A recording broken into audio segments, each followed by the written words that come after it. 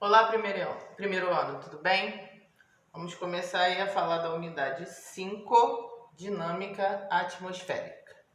Então, vamos começar aí falando da atmosfera, tá?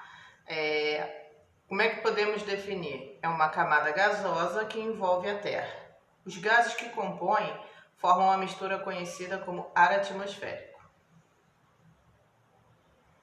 A composição da atmosfera nos primeiros 20 quilômetros de altitude com ar seco é 78% de nitrogênio, 21% de oxigênio, 9% de argônio e 1% de outros gases.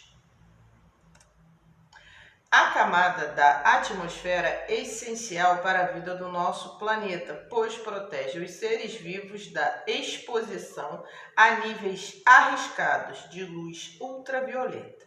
Contém os gases necessários para o processo vitais de respiração celular e fotossíntese, bem como fornece a água necessária para a vida.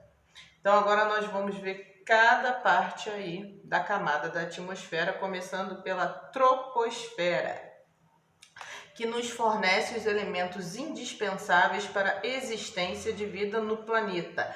É palco de praticamente todos os fenômenos meteorológicos atmosféricos, como a chuva, variação de temperatura, vento e neve. Estratosfera, o ar rarefeito e o composto fundamental de ozônio, gás responsável pela filtragem dos raios ultravioletas emitidos pelo Sol. Eu também vou ter a mesosfera, que é considerada a camada mais fria, e nela também ocorre a combustão dos meteoros. Eu também tenho a termosfera, que é conhecida como ionosfera, por ser altamente ionizada e formar um gigantesco campo eletromagnético, que possibilita transmissões de ondas eletromagnéticas para a superfície da Terra. E eu tenho a exosfera, que é a camada mais externa da Terra, consequentemente a mais próxima do espaço sideral.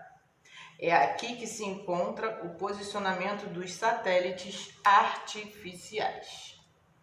Então, aqui está as camadas da atmosfera, exosfera, termosfera, mesosfera, estratosfera e troposfera, e sua distância em quilômetros.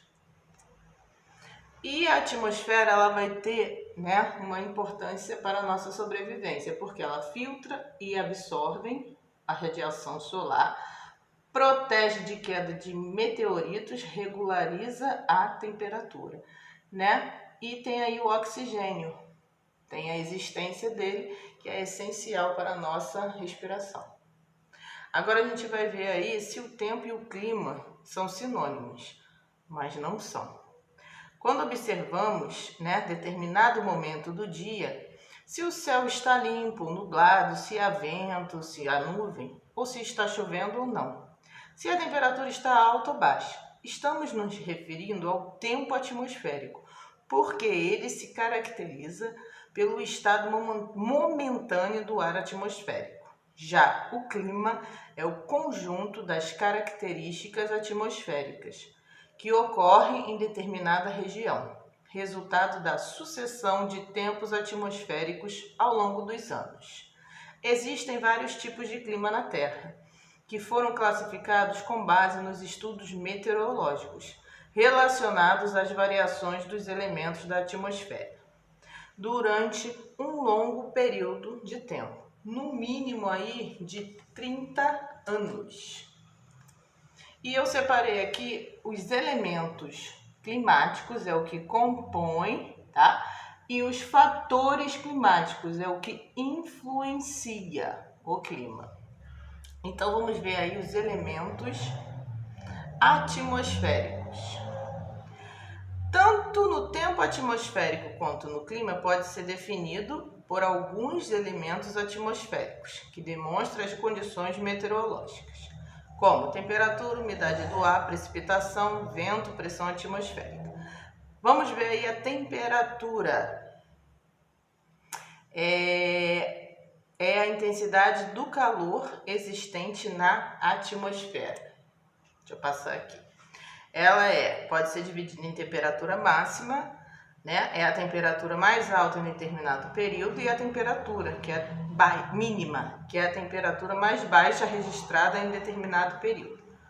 Aí eu também vou ter a amplitude térmica, que é a diferença entre a temperatura máxima e a temperatura mínima registrada em um determinado período. Eu também vou ter a pressão atmosférica, que é o peso do ar que é sobre a superfície terrestre, que pode variar de acordo com a altitude, pois à medida que a altitude de um terreno se eleva, a pressão atmosférica vai diminuindo. Eu também vou ter os ventos, que são os deslocamentos de ar. A pressão atmosférica, juntamente com a temperatura, são os principais responsáveis pela origem dos ventos. Eu também vou ter a umidade do ar, que é a quantidade de vapor de água presente na atmosfera, que varia de acordo com a temperatura e a pressão.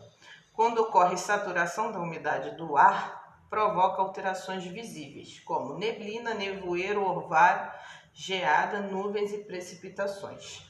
Eu também vou ter as chuvas, denominada de precipitação pluvial. A chuva ocorre quando o vapor presente nas nuvens se condensa, ou seja, passa do estado gasoso para o estado líquido. Agora eu vou ver os fatores que influenciam o clima.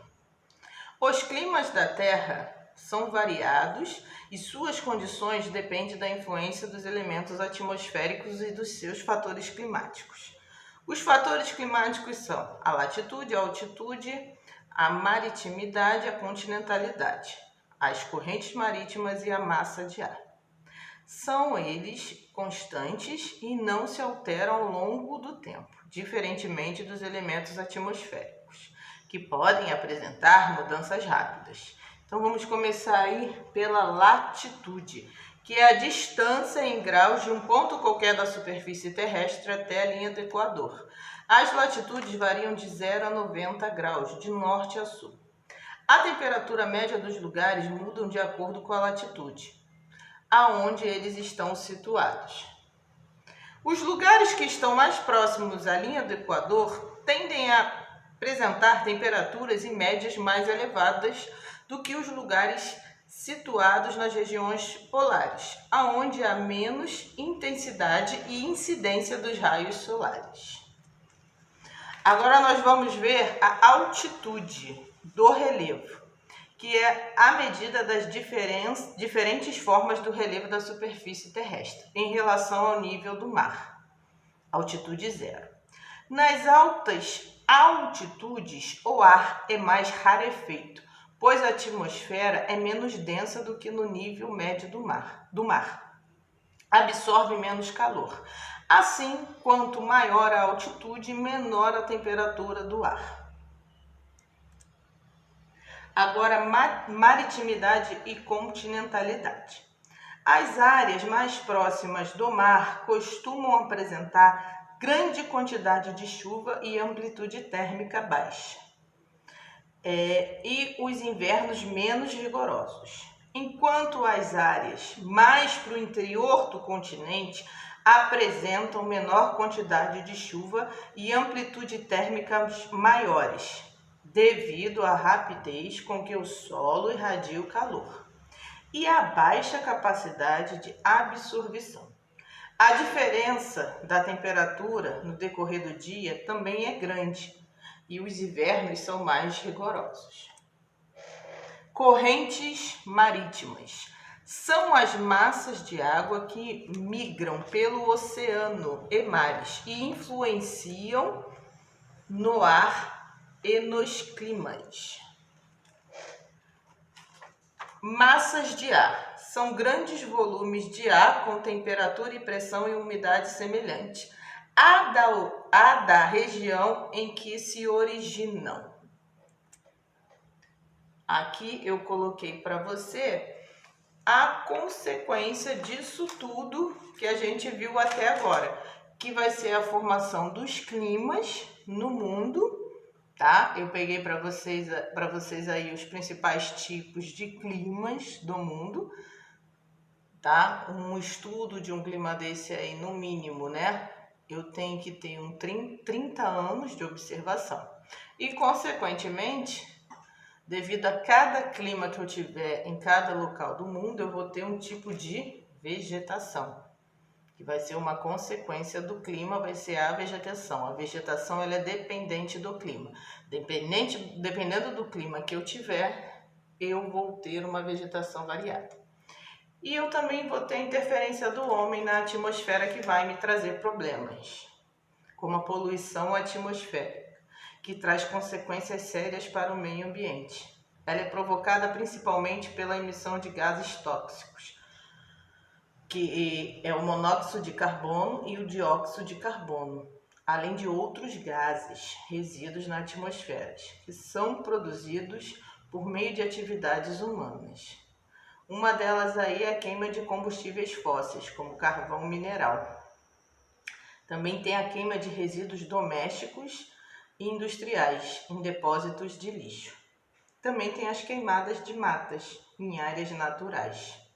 E isso vai gerar aí uma consequência de fatores que eu separei para vocês aí, como a chuva ácida, que se forma a partir da reação entre os poluentes lançados na atmosfera. O vapor de água na atmosfera, a queima do combustível fóssil, carvão e petróleo, utilizado pelas indústrias e nos veículos, e o vapor de água, o que forma os ácidos sulfúricos e nítricos. A chuva ácida acelera a degradação de estátuas, prédios e monumentos, bem também como interfere o desenvolvimento de árvores e outras plantas. Eu também vou ter o efeito estufa. O efeito estufa ele é um fenômeno natural, mas esse processo de poluição vai ter uma consequência que a gente vai ver aí, que é o aquecimento global. O efeito estufa ele é um fenômeno natural, que ocorre quando a parte da radiação solar que atinge a Terra é absorvida pela superfície terrestre. Essa radiação é transformada em calor, que aquece a atmosfera, mas parte desse calor se perde no espaço cósmico e o restante é bloqueado por uma camada de gases que mantém na atmosfera, originando o efeito estufa.